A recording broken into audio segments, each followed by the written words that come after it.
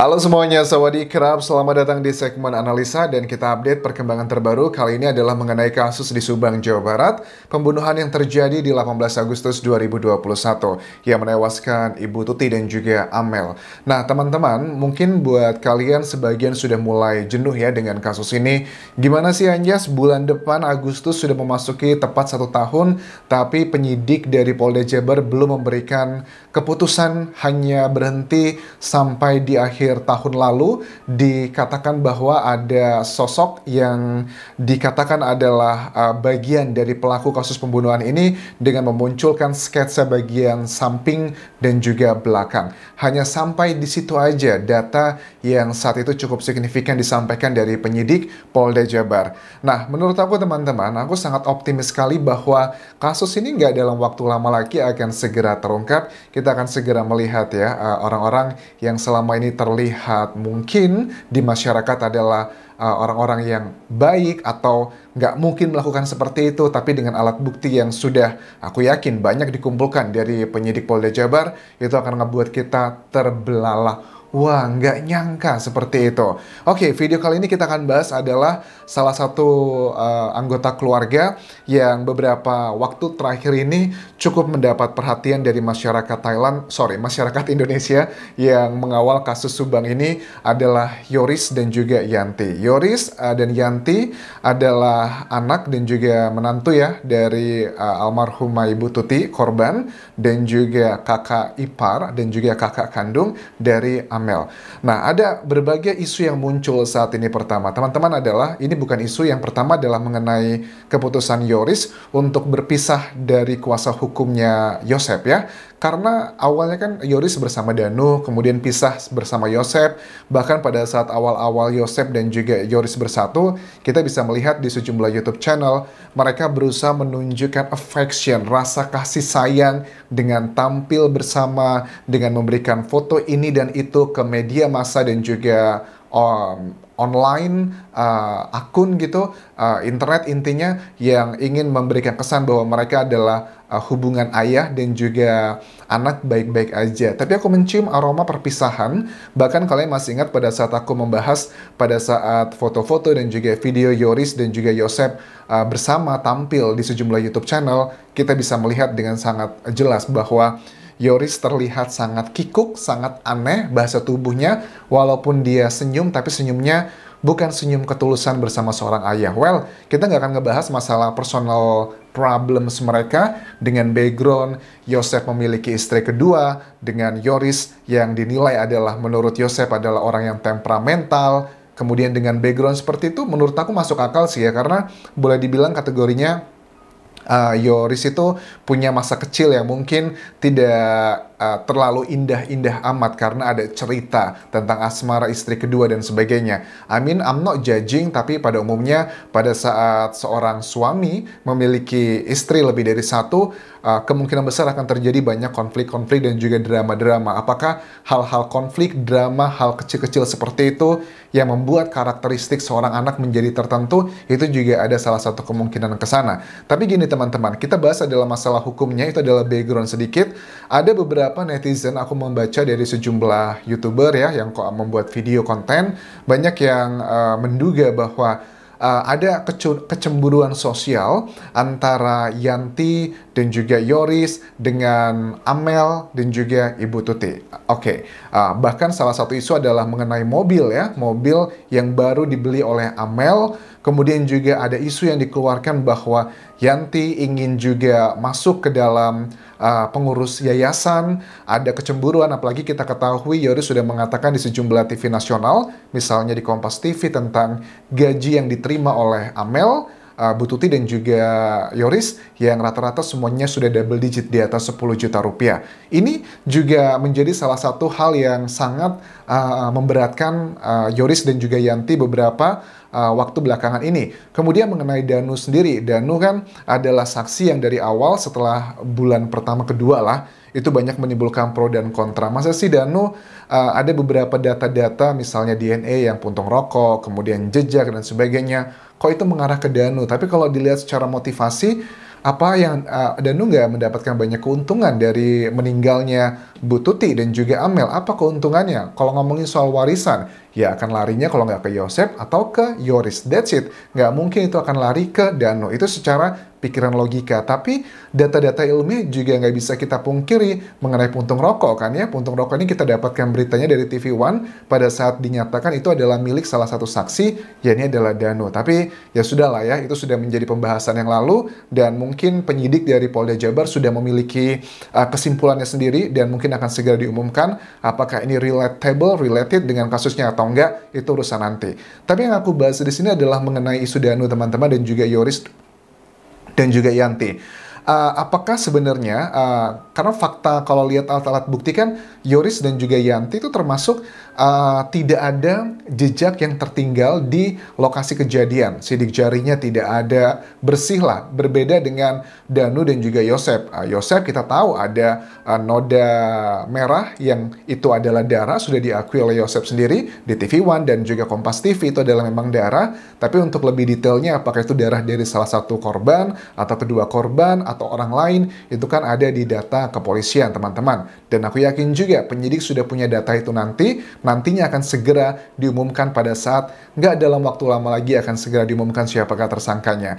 Tapi yang menjadi menarik adalah begini, kenapa Yoris dan juga Yanti itu tidak ada jejak yang tertinggal di lokasi kejadian, mengingat di tanggal 17 Agustus ya, waktu itu situasinya adalah PPKM dan juga 17-an, mereka kan sempat menghabiskan waktu bersama untuk ngeriung, makan bareng, gathering, kurang lebih intinya seperti itu, dan beberapa kali juga Yoris datang ke lokasi TKP, ya karena memang anaknya, hal yang wajar, tapi kok tidak ada jejak yang mengarah ke dia, terlalu bersih. Netizen menduga bahwa apakah Yoris ini mengetahui sesuatu hal dan ada langkah-langkah yang sedang dilakukan dengan kejanggalan adalah di lokasi kejadian, ya yang hilang hanyalah handphonenya Amel, ada 3, sedangkan laptopnya nggak hilang, itu ada di sana. Kemudian juga uang juga nggak hilang, karena uang itu juga untuk membayar gaji pegawai di yayasan. Kenapa laptop dan juga uang yang notabene related dengan yayasan itu nggak hilang? Karena aku yakin ya, keyakinanku adalah karena si pelaku ini tahu banget bahwa kalau laptop dan juga uangnya hilang, itu kemungkinan besar akan merepotkan yayasan nanti urusan technical things-nya. Makanya yang dibuang, yang diambil, itu hanyalah HP-nya Amel. Ini kan mengindikasikan bahwa si pelaku itu tahu banget korban bukan sekedar orang yang datang tiba-tiba langsung melakukan aksinya. Nah, kemudian ada banyak netizen yang mengatakan, anjas kasihan banget nih Danu sepertinya cuma dimanfaatkan aja oleh, ya dugaannya adalah Yoris dan juga Yanti. Kenapa sebagian netizen berpikir seperti itu? Karena Danu kan memang selama ini selalu dekat ngebantu, semuanya adalah ke Yoris, melakukan perintah ini itu semuanya adalah dari Yoris, selalu berklaim semua isu banpol dan semuanya juga selalu berkomunikasi dengan Yoris dan juga Yanti.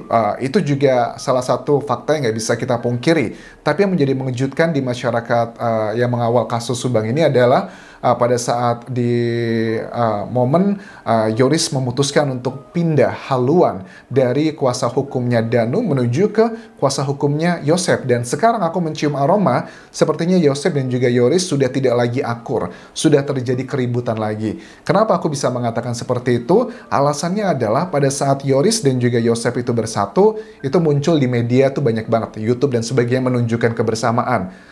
Buat video bareng, keluarga, ini, itu, ulang tahun dan sebagainya, banyak momen dihabiskan bersama. Tapi aku sudah mengecek di sebulanan terakhir ini, kok aku tidak mencium aroma dan juga melihat ya, aroma mah kayak makanan aja, maksudnya melihat gitu ya, tayangan ataupun juga foto-foto Yosef dan juga Yoris itu bersama. Apakah ini mengindikasikan bahwa mereka pun kembali ribut? Aku sih menduganya ke arah sana. Dan terus tujuannya apa dong Yoris pada saat dia masuk ke tim kuasa hukumnya Yosef?